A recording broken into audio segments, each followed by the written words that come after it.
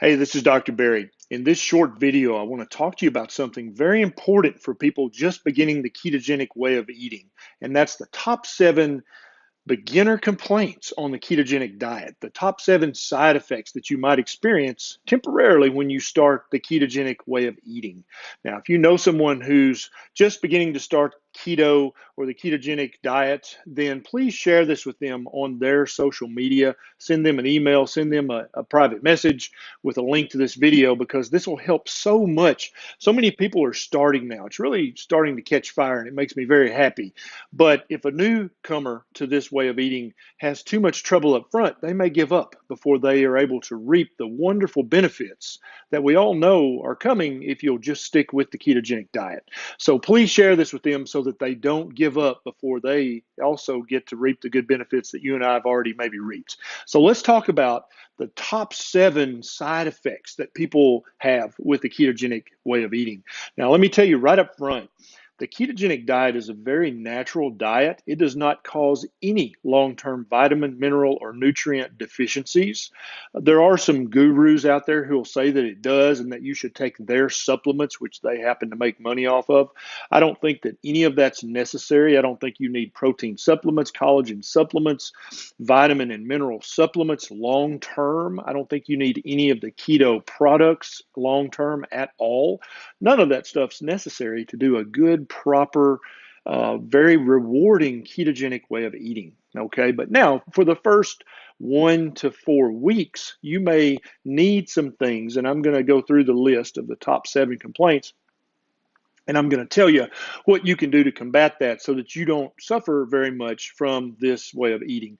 Because the main thing that I love about this way of eating is that you don't have to suffer if you do it right. Okay. Now, the most common by far, and I actually poll people on my Facebook page. I don't know if you've been to my Facebook page, but you can check it out. I have a ton of very helpful health and ketogenic information on my Facebook page. But number 1 is the keto flu. Now, this is not really the flu. This is not contagious at all. It's a combination of 2 things that happen when you start eating a good, strict ketogenic diet. It doesn't mean that the ketogenic diet's bad for you. It just means that your body's adjusting. So there are 2 things taking place. First of all, a lot of people don't realize, and you may already know this or you may not, but we actually have a sort of addiction to sugars and carbs and simple carbohydrates and starches. They actually stimulate the pleasure centers in our brain and stimulate dopamine secretion. Just like if you were addicted to some narcotic or street drug, you get the same kind of dopamine release when you eat that bagel or that honey bun or that ice cream cone. That's why we love it so much and we call it comfort food, right? But you've got to break that addiction. You've got to break that cycle, and that's going to hurt for a few days. And so if an alcoholic is trying to get off alcohol and he's not feeling well, then the last advice you would ever give him is, hey, you should take a shot of whiskey, right? It'll make you feel better. Well, yeah, short term it would, but that doesn't mean that he should do that, right? He needs to stick with it until he's broke the alcohol addiction, just like you need to stick with it until you've broke the sugar and starch and simple carb addiction. So that's one reason you feel bad for a few days. And the only thing you can do about that is just stick with it. That'll go away in a few days. Okay. The second thing that happens is a lot of times when you start the ketogenic way of eating, your body's very inflamed at the beginning. And so the ketogenic diet is very uninflammatory. And so almost immediately the swelling from the inflammation in the various parts of your body will start to go down. And that's a very good thing. You want that. But it also promotes a lot of urination for a few days. And a lot of people will lose several pounds of body weight, and it's not fat they're losing the fluid. But the way the human kidney works is you're going to pee out a lot of your electrolytes as well, your sodium, potassium, magnesium. And if you're already borderline deficient in magnesium, as most Americans are, even before they come to keto, then you're going to have some problems. And so the way to fix the keto flu is to, first of all, stick with it so you get past the sugar and starch addiction. Secondly, you need to replace your electrolytes by eating lots of good unprocessed sea salt, and then also you may need new salt, NuSalt, which is potassium chloride, or light salt, Lite salt, which is potassium chloride. And I'll put a link down below so you know exactly what I'm talking about there. Those will replace your sodium, your potassium, and then if you need some magnesium as well, a lot of people that helps them get through the few days of the keto flu as well. Now, after a few days, after you're over your keto flu, you don't. That's not something you keep getting as you do keto. You get all the minerals and vitamins and nutrients you need from the ketogenic diet. So you're not always going to have to supplement those things. Okay, that's just in the first few days or few weeks. Secondly, is muscle cramps. Now, like I said earlier, most Americans are deficient in potassium, and most people don't get enough or in magnesium, I'm sorry. And then most people also don't get enough potassium either. And so when you come to the ketogenic way of eating and you're getting rid of the inflammatory fluids and peeing out your electrolytes temporarily, then you may have muscle cramps. And the quickest and easiest way to do that, fix that, is to get some magnesium. And I've got links on my Facebook page to the magnesium supplements that we recommend. You won't have to do that forever because the ketogenic diet's actually very rich in magnesium if you're eating it properly. But for the first few days, you may need that because you're coming to keto deficient in magnesium. And then the second thing is the products we talked about just a second ago, the new salt or the light salt, to get your potassium and chloride. And as you increase your potassium intake and your magnesium intake, the cramps will go away. Okay. And that also is a short-term problem with the ketogenic diet. The next thing is constipation. I hear a lot of people complain about that for the first few weeks on keto. And so there's two things going on. You come to keto from the standard American or standard Canadian, UK, Australian way of eating, you've been eating a ton of carbs, right? And so you've basically selected for bacteria in your gut that love carbs. And one of the things you're going to have to break is you're going to have to decrease the number of carb-loving bacteria in your gut and increase the number of keto-loving bacteria in your gut. And so for the first few days or few weeks, you may have some constipation. Okay. If you do have constipation, there's several things you can do about that.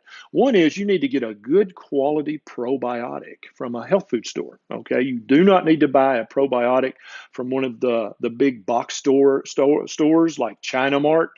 Those are they're no, you don't want that. They've been on the shelf for months in the warehouse for months. There's no living bacteria in those. There's no way that's possible. So don't waste your money there. Go to a good health food store where you can trust the proprietor and ask him about a good quality probiotic. And you'll usually find those in the refrigerator, in the cooler. And so a good probiotic is going to help to balance your gut bacteria and help the constipation go away. Another thing you can do is take a magnesium supplement. And if you're having constipation, you'll want to take magnesium citrate because it tends to loosen up the bowel movements. And I'll put a link down below for that if you want to check that out. But that's a great thing you can do. And always take your magnesium at bedtime because it tends to help you sleep a little bit too. You wouldn't want to take that in the morning and then be sleepy when you could have used that benefit at bedtime that night, right? And then another thing you can take that will help with the constipation is a good quality, hopefully homemade bone broth. That actually really helps to calm down the gut and help the gut adjust to the ketogenic way of eating a lot faster. The next thing is related is diarrhea. Some people don't get constipation. They get diarrhea when they switch to keto. And especially someone without a gallbladder or someone who's had a gastric bypass, they may have a little extra trouble with diarrhea just because they can't process as much fat as they're eating when they start keto. That's temporary. Usually your liver will ramp up the bile production and then you'll be just fine. Sometimes you'll need to back off on the fat for a few days if you have a lot of diarrhea and you had one of those conditions, and then slowly increase the fat so that your liver has time to increase bile production. Also, again, the probiotics come in very handy if you're having the diarrhea because you're trying to encourage keto-loving bacteria and get rid of the carb lovers. And so a good quality probiotic from a health food store will help that. Also, again, bone broth will tend to calm the gut. Real bone broth, by the way. I'm not talking about the kind you get at the big box store at China Mart. That's not real bone broth. I'm talking about real homemade bone broth, and there are multiple recipes on the internet that you can Google to find out about that. Now, if you have the diarrhea and you're already taking a magnesium supplement, you may need to decrease the amount of the magnesium supplement because, as we said earlier, magnesium will tend to loosen your bowel movements. The next thing is fatigue.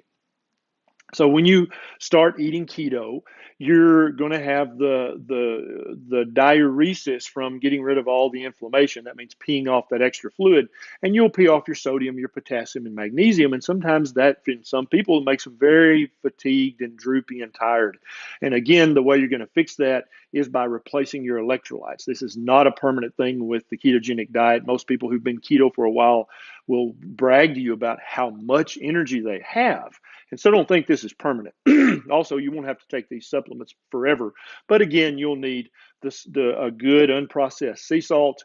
You'll need new salt or light salt. And then you might need some magnesium, a magnesium supplement. And I'll link to those below. Now, another complaint that I hear, and this is actually very rare, but I hear this sometimes and it worries me a little bit, is palpitations. I feel my heart beating really fast or really strongly, or it's beating irregularly, right? Now, this again is almost certainly related to the shifts in potassium and magnesium that you're having, but it could also be a more worrisome medical thing. And I don't think that the ketogenic diet causes any worrisome heart problems. I think the ketogenic diet's very good for your heart in multiple ways, but it may have uncovered a pre-existing heart issue that you weren't aware of, right? And so if you have palpitations when you start keto, then you need to up your potassium and you need to up your magnesium, like we talked about earlier, but you also need to go see your doctor one time and let them check your heart and make sure that there wasn't a pre-existing heart condition that your carb addiction and staying high on sugars and starches all day kind of just made you ignore, right? The next thing is bloating. A lot of people, when they start eating whole foods like the ketogenic diet is made of, their body's like, what the heck is this? I'm used to eating processed, lots of processed carbs. What is all this whole food, this green stuff and this meat? I'm not used to this. And so it can take a little minute before your gut bacteria get used to eating that. You've got to get rid of your carb loving bacteria and get the keto loving and the meat loving bacteria built up in your gut so that they'll know what to do with this new way of eating that you're starting to do. And so the two things that will help with the bloating is just give it time. And then also the good quality probiotic we talked about earlier, that'll help with that a lot. And then also a good quality, preferably homemade bone broth will also help calm your gut down and help to select for the good keto-loving bacteria so that this will be a short-lived problem. Now, that's the top 7 complaints that I hear people when they start keto that they complain about. And again, I'll tell you, the ketogenic diet is the most nutritionally complete diet that I've ever recommended as a doctor. You will have no vitamin or mineral deficiencies once you have adapted to the ketogenic way of eating. So don't think that there are long-term deficiencies or problems from this diet. There are not. So now, if you really enjoyed this video, please take a second and consider clicking the subscribe button and the little bell right beside it. That way you'll get a notification every time I get a bright idea, okay? And then also, if you really love my videos and they've helped your life in some small way, click on the Patreon link down below and you can throw a buck or two my way, and it gives me and Nisha more time to make more videos just like this for you. And to all my patrons, I want to say thank you so much. This video is due in large part due to your help. Thanks a lot. This is Dr. Berry. I'll see you next time.